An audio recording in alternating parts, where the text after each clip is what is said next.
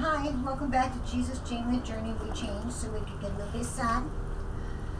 This one is called Set Free from the Law, and I'm only going to read part of it because we have to get back to cleaning and just making sure things are good. The law is meant to restrain man from the natural evils that he finds himself in, and instead of keeping us from wrong, being under the law as in legalism, it seems to push man to do even more against what they know is right. I'm out of breath just from moving around. Every time I concentrated on doing good, I did wrong. Every time I felt guilty over the wrong, I did more. And another way to cover up from the first. Much like when you tell one lie, you ended up telling another just to escape the first one. The Apostle Paul says in Romans 7 that he doesn't do what he wants to do, but finds himself doing what he knows that he ought not to do.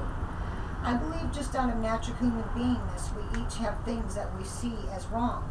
We didn't have to learn them in church, school, or even from our parents. We just knew for us that they were wrong.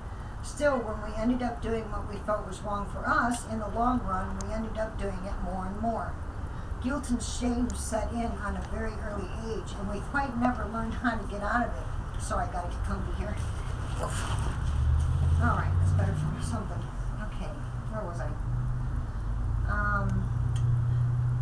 I am not a sinner because I sin because I am a sinner.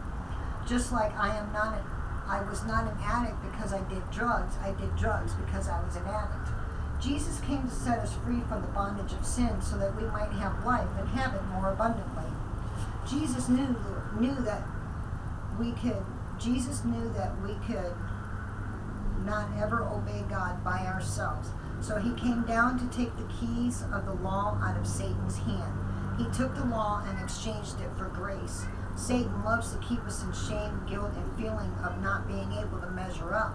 Mostly he does this by organized religion. Whoops. Well, anyway. I feel the first ones to be judged on that day are going to be the ones who kept others in the bondage of hell with their work trips. Some do not even know that they are doing this. Maybe others do. Spiritual abuse is what I speak of this portion of my story. I had to be healed from working for my salvation.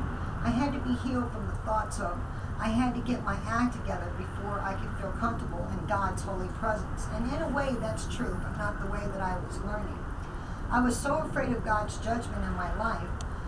I have heard the words grace and mercy all of my life. However, I had no idea what they truly really meant. There was so much work God had to do to get me to the point of being able to trust Him and His love. I knew for a long time that I'd been called to some sort of ministry, but since I wasn't good enough, I never asked or explored possibilities of me serving God. I was shown in a very powerful way that I could not change myself. I was shown that I wanted to obey God all right, but the only problem was that I was doing it out of selfishness and fear. I wanted to trust Him because I was afraid not to. I was shown the difference of serving God out of fear and wanting to serve Him out of love. I obeyed, or I should say, I wanted to obey.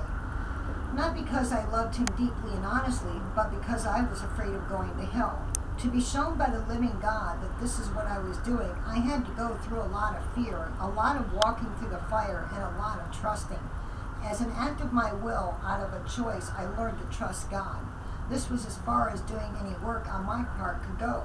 Jesus does the rest. Leaving public ministry aside, along with serving in a church or even changing myself, was way behind in a long list of things that I could do to serve Him honestly.